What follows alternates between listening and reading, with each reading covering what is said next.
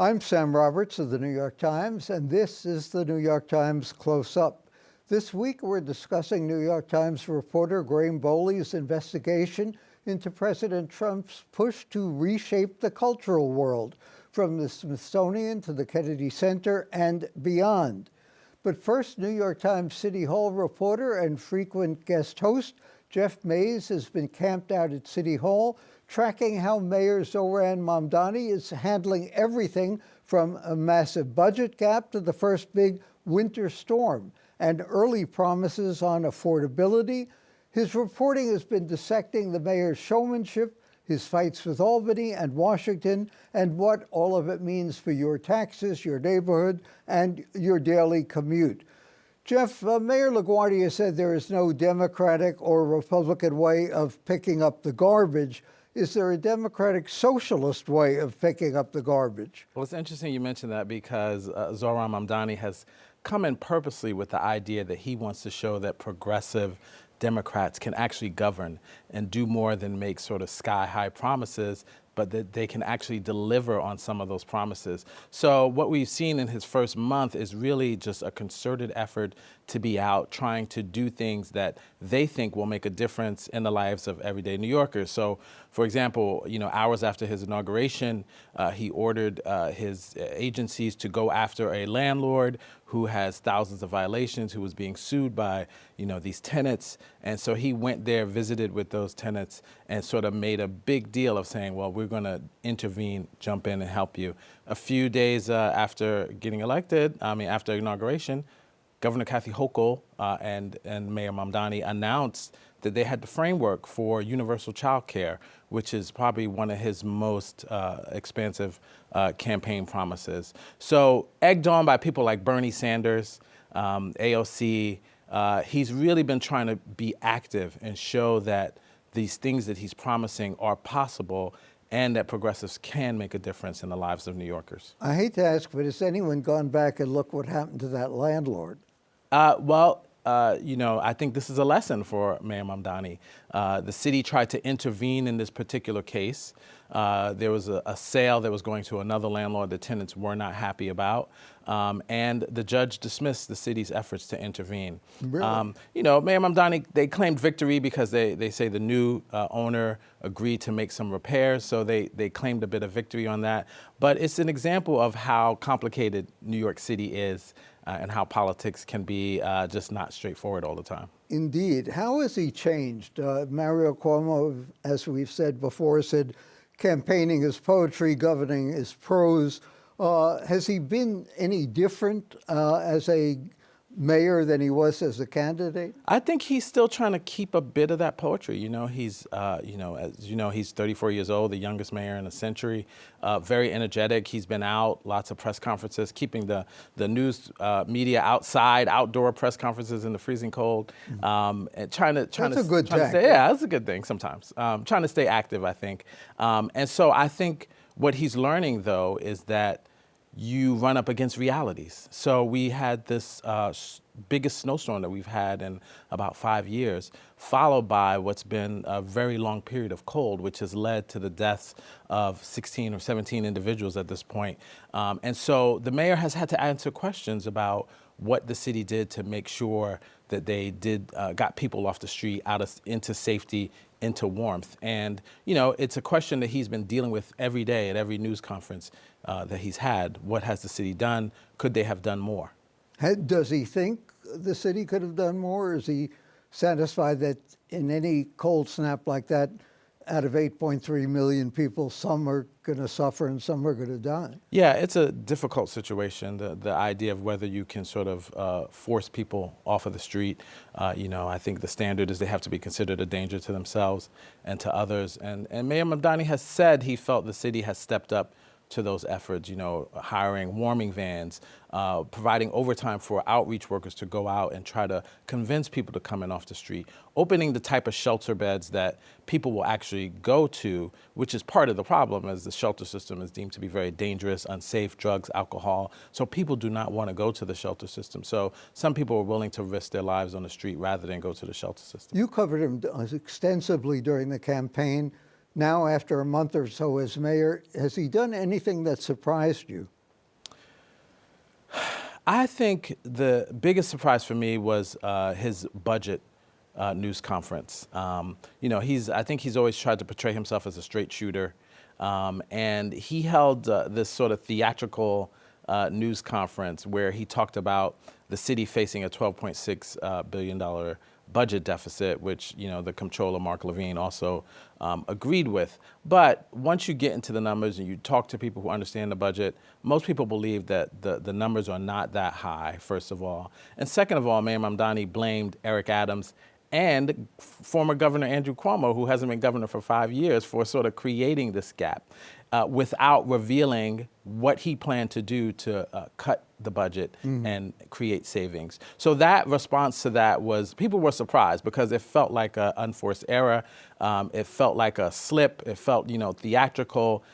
He was doing what Eric Adams was accused of doing, which is playing fast and loose with the budget numbers. Why would he do that? Why would he inflate the budget gap? Well, I think if you look at what his plans are, he's a democratic socialist. He has clearly and explicitly called for raising taxes on the wealthy and on corporations to sort of help fund these things that he wants. Free buses cost almost $1 billion, universal child care, billions of dollars. And that would go on beyond the budget gap. Right, that will go beyond the budget gap. So he's been pressuring the governor. They have a sort of nice relationship. He just endorsed her reelection. It's a mutual benefit. A mutual benefit, right. So he's been pressing the governor. Some people think maybe a little unwisely about the tax situation. And so we'll see how that plays out. He may get some of what he wants in the end. He already has with the start of universal child care, the framework being developed. Jeff, a lot of people were critical of him, scared of him, skeptical of him during the campaign. Has he won any of them over in the past month? I think it's too early to say. I think there was concerns from Jewish New Yorkers, particularly some Jewish New Yorkers, about his positions on Israel. I think we've seen in the early days of his campaign and end of his campaign leading up to his taking office, that some of those concerns have remained in terms of people he hired. He hired one woman who had written some anti-Semitic tweets when she was young, and there was concern with how he responded to certain incidents. So Mayor Mamdani is trying to address that. There was an incident where a car rammed a Jewish institution. He went to the scene immediately. Is trying to make efforts to sort of show this population that he does care. He's concerned about their issues. In the nurses' strike, which is a significant labor issue in the city, he marched on the picket line with the nurses. Did he make any effort to meet with the management of the hospitals also? I think what Mayor Mamdani has done is encourage both sides to return to the bargaining table, which they have. And just that sort of added pressure. For one of the rallies, he brought Bernie Sanders with him, which garnered a lot of attention. So, it's kind of striking for a mayor to sort of choose one side so strongly, being the side of labor. But, that is in line with his democratic socialist values. But doesn't he need to reach out to the other side as well? Something that the other side was always skeptical about, too. Yeah, I think so. And I think what he has insinuated is that behind the scenes, he is encouraging both sides to work together to try to end the strike for the sake of patients. What does his cabinet look like? Are these all democratic socialists, whatever they are? Yeah, I think he's got a lot of people that line up with him ideologically on these sort of important issues. He has a deputy mayor for economic justice, for example, Julie Su. She's going to lead the Economic Development Corporation, which normally is about creating jobs and growth and business. He wants to change the focus a little bit to focus on income inequality and solving that problem. I think he got dinged recently because he unveiled his slate of deputy mayors. There was not a black deputy mayor among them. A lot of black leaders were upset about that, particularly because there's been a black deputy mayor for decades, and they feel like they want a line into his administration. So he's taking some hits over that. What about the diversity among the rest of his cabinet? Yeah, I think he has women, Asians, Muslims. I think it is a diverse cabinet so far. But again, there have been concerns from Black and Latino leaders about their place in the government. Do they know enough about New York City? I think that some of the people coming in are new and, are learning. A lot of his communications team, for example, worked with Bernie Sanders, so not necessarily native New Yorkers. So I think there is a learning curve there. And I think I've heard that criticism from people who watch government closely, that they want to understand that he is getting advice from people who understand government. Now, he has Dean Fullerhan, who's a longtime government veteran who has been around as his first deputy mayor. So I think a lot of people see that as a good sign.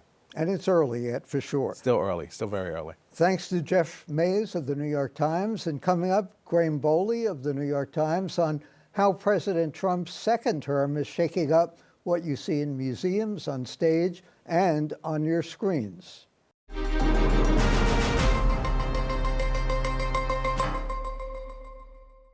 In his latest New York Times investigation, Graham Bowley moves the debate over President Trump's so-called war on culture beyond the slogans. He shows how the White House is using money, appointments, regulators to reach deep into museums, monuments, arts funding, and even what's allowed on the air.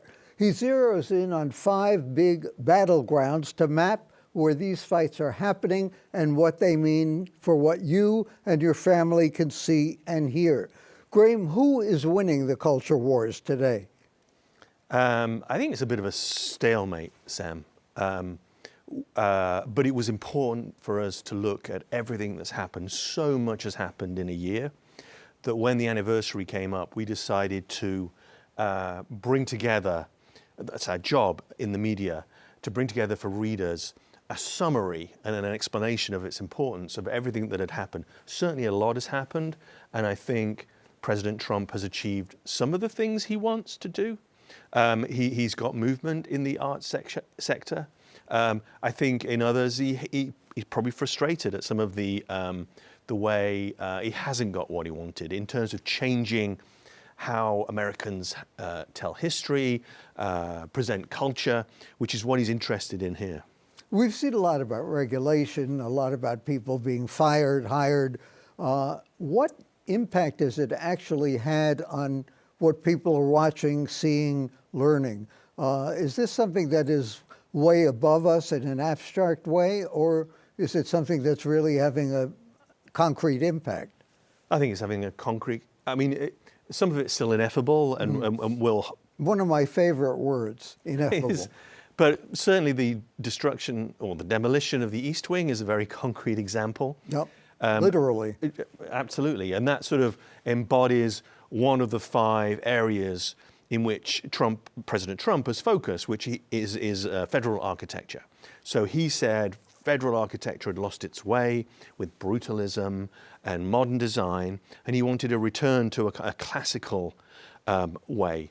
But is there a right or wrong about that? I'm not going to say that. I speak to lots of critics, and some people are really angry and really upset, and then it's wrong in that the brutalism of the 60s, where he says, America lost its way, is unpopular, is ugly. Some people don't think that. Some people think it's the way forward, and that actually the president's way is a way back, is like looking backwards. And they do also have a point, which I don't think the president can argue with, which is in a lot of these areas, he has abandoned the ways in which things used to be done in terms of... Abandoned process. Abandoned process. And so these things are moving forward without kind of common agreement. In fact, he sacked the committee that was going to completely, sacked all the members of the committee that would have approved the demolition of the East Wing and the new building. Now he's appointing his own people. And similarly with the National Endowment for the Arts and the National Endowment for the Humanities, which is these 2 very important bodies, don't give out much money, but the money they do give really kind of ignites the arts and the humanities across America. And there, our sense, and the critics point out, is that it's more of a hand-picked process now, according to the president's own values. And the Corporation for Public Broadcasting out of business. Has that affected public television?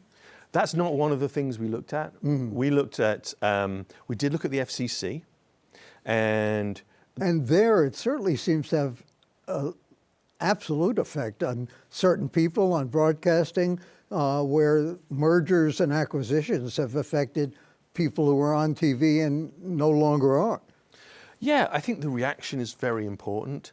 Like, they can do these things and then people can choose how they react. There we saw people react. You know, Disney took Jimmy Kimmel off air for a few days. That was a reaction. He went back on. But that was in direct response to what the FCC had said. And the FCC is using its power, and kind of professed power over the future, over broadcast licenses and mergers and acquisitions, to sort of say, you know, to kind of push forward, as they see as the public interest, more neutrality, as they call it. But they were very upset in the idea that the liberal voices had taken over the airwaves. But is this corporate gatekeepers worried about their wallets rather than anything about free speech? Which is the driving force here? They talk about free speech. You know, you can certainly when they talk about, and it's a reversal, like with the FCC, and it used to be about like keeping government out of the airways, out of free speech. Now they argue you need government in there to defend the public interest and to make sure that it's not overtaken by the liberal voices they detest so much. Given the kind of the parameters they then set, it's all important. It's in every walk of life how people react to that, and they can fight it or they don't. And you know, in another merger, they accepted certain kind of oversight or agreement to sort of neutral news, which was never going to be news that sort of upsets Trump. Isn't this sort of the interventionist government that conservatives have always opposed, or is it an effort to make up for lost time?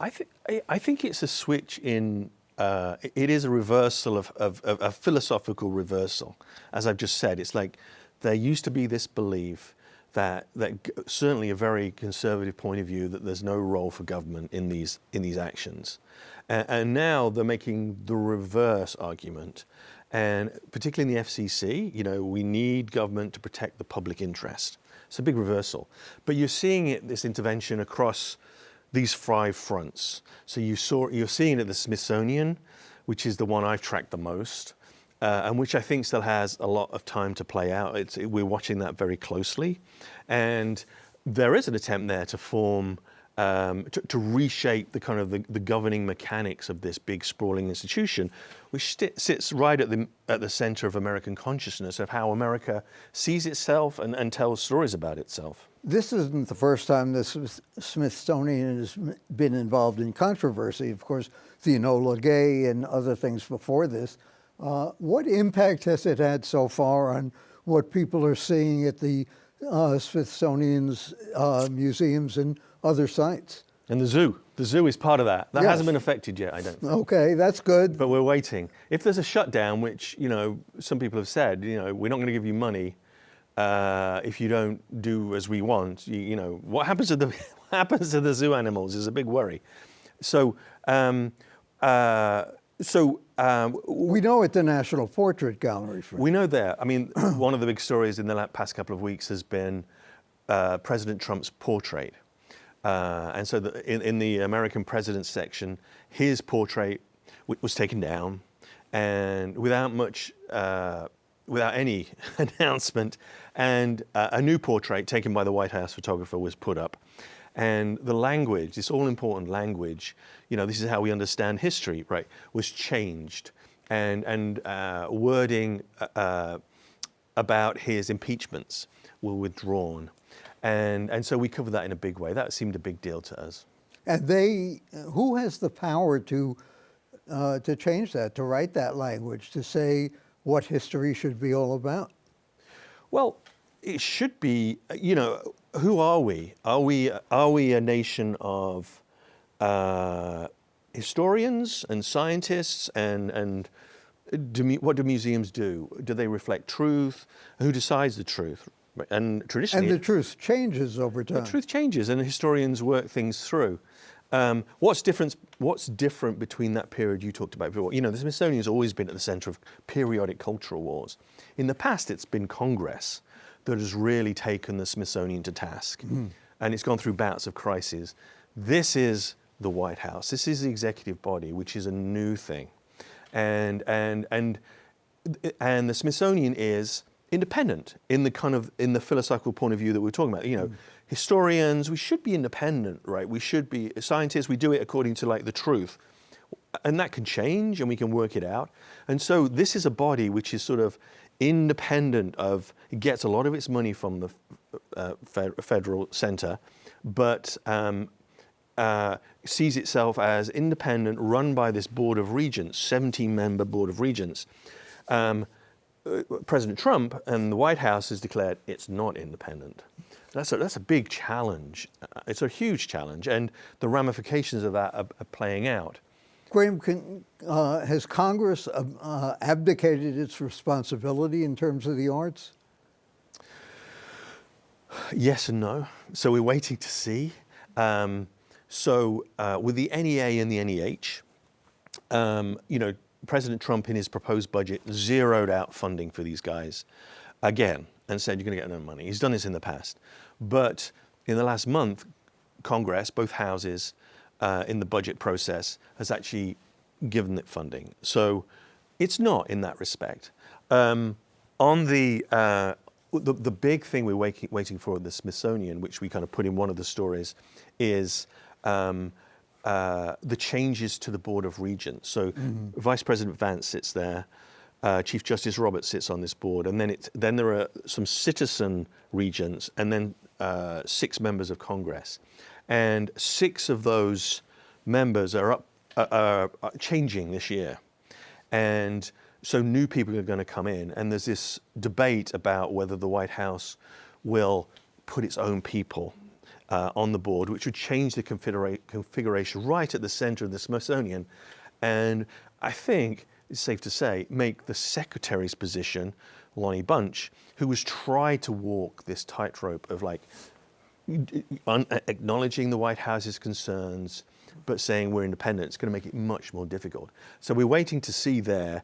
That will have to go through the committees in Congress. We're waiting to see how they react to that. Tough line to walk, for sure. Right. What about the Kennedy Center? Can he just arbitrarily change the name of it to the Trump Kennedy Center? Well, as in all of this, it's unclear who has the power. He believes he can, but it's being contested, right? There are lawsuits.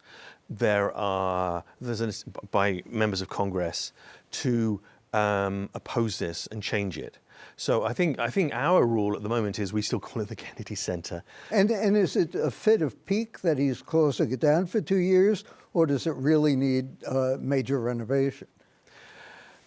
Who knows? And there are 2 sides of it, but a lot of people have cancelled their appearances. I think it's safe to say there's turmoil there. The current leadership of the Kennedy Center would say differently, and this is sort of a natural process. But it does seem as if it's sort of an emergency measure to kind of cope with this sort of amazing transition it's going through. And there's been when you talk about reaction, there's been action, and then how do you react? Who reacts to that? And we've seen lawsuits, we've seen a lot of opposition, and you've seen a lot of artists pulling out, and that's an interesting reaction, right? I think. Let me ask you a sort of different question. The Washington Post, bought by Jeff Bezos, people thought he was going to inject a lot of money into it, save the Post, which was sort of teetering a little bit. Now the Post decimated by layoffs. Is this another case of a big entrepreneur close to President Trump exercising control over the media and culture, in effect? I don't know. I don't know Jeff Bezos. I don't know his motivations here. They would argue they're reacting to the market. They would argue they do. But right? he doesn't have to worry about the market. He has endless supplies of money. Yeah, I mean, I've not examined him like, I'm sure he wants each true, and you could take an argument that it's just going to be loss making. Like, I don't know, but I think some of Rupert Murdoch's papers, don't make a lot of money, Right. but he uses them for his own reasons. Right.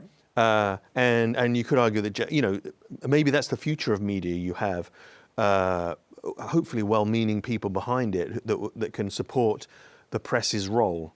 On the other hand, strong businessmen want each of their assets to make money and to, I mean, they would argue, looking closely, look, I'm no fan of the cuts at the Post. I think it's terrible and will really weaken a very important institution.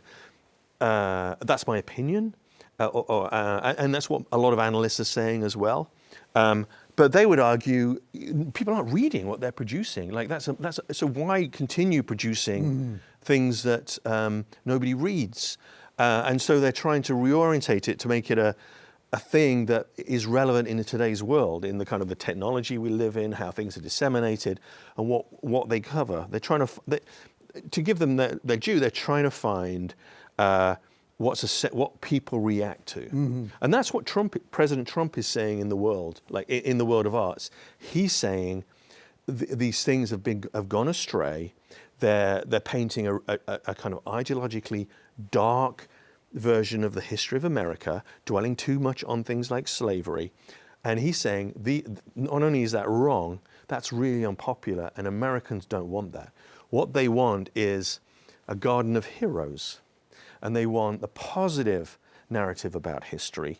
And so to kind of look at it from his point of view, he's trying to, a lot of people voted for him and for what he was saying. That's right, he won. And he's saying, I know what people want, and they want that. And so that's his point of view. One last question. This is the 250th anniversary of American independence. What kind of vision of the past 250 years are we going to get this year for the anniversary? A Trump vision or a historical vision, a consensus vision? I think it's how people react. Again, looking at the Smithsonian, and it's being part of this 250th anniversary, it's going to put on its own ideas, and they're going to acknowledge Trump's concerns, I'm pretty sure. But what we're going to see generally, particularly from President Trump and his own celebrations in Washington, you're going to see an attempt to focus not on slavery, not on those aspects of American history, but on this sort of a more positive vision of achievement and glory and heroes. They can be black heroes, but he wants a more kind of less critical vision of America. He thinks that's right, and he thinks that's what people want. Graham Bowley, The New York Times, thank you for joining us. That's it for this edition of Close Up. If you'd like to support more programs like this, please consider donating at the link on your screen. For The New York Times and CUNY TV, I'm Sam Roberts, and thank you for watching.